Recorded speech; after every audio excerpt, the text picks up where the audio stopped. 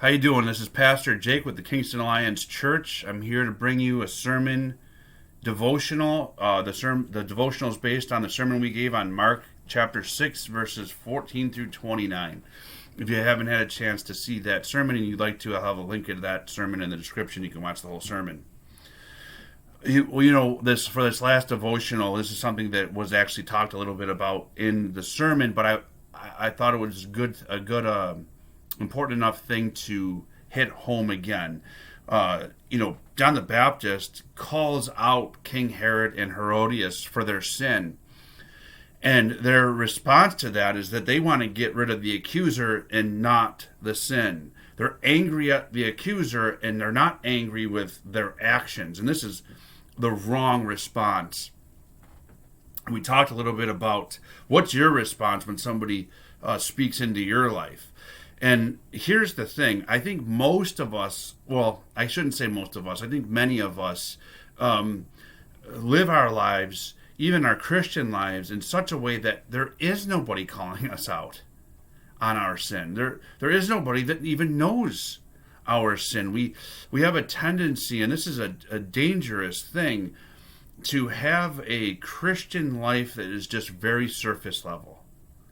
It's very surface level. We might talk Bible, what's inspired us in the Bible, or we'll talk theology, but we don't really talk about our hearts. We don't really talk about what God is speaking to us. We don't really talk about our struggles. Listen, if you're a Christian and you're trying to walk with Christ, you're struggling. That's just all there is to it. There's struggles, there's difficulties, there's things that are hindering you to doing that on the level that you wish that you could. And part of the reason why we struggle so much is because we don't walk it with anybody. This is the whole point of the church. The church isn't a building in which people gather once a week. The church is the people. And we're called to be a family.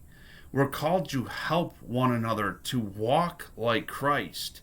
And in order for that to happen, I have to have people in my life that I have strategically put in my life, that I've had conversations with and said, listen, I want you to help me walk this out. I want you to be somebody that I can call and just bare my soul to.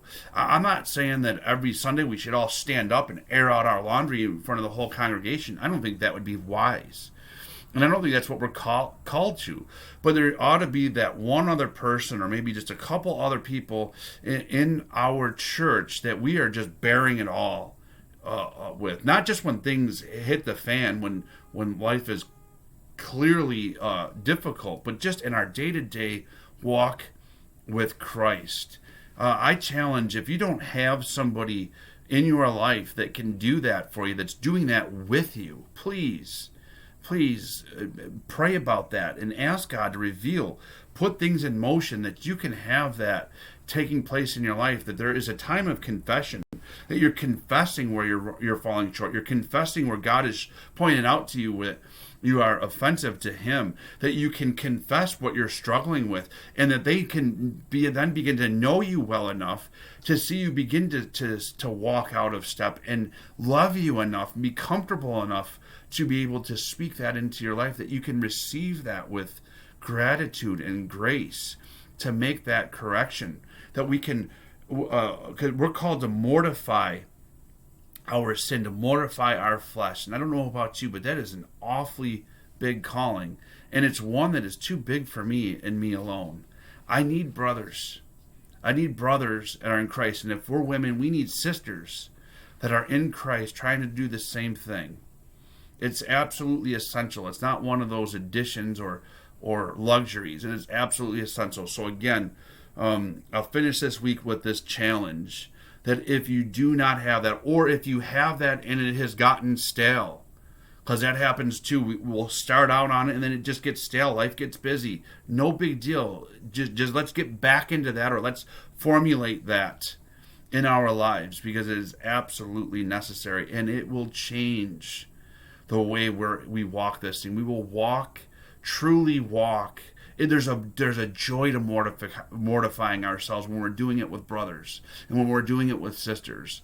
We will walk with greater joy when our Christianity and our church participation isn't just on a surface level, but it really is in this deep family, brother and sisterhood that's in our lives. So that's my challenge. Please take me up. I urge you to find that and establish that in your lives. And if you don't know how to begin that process, reach out to me. Reach out to me, and even if you're a female, reach out to me, and it isn't that I will be that for you, but we can talk about how to put that into your life.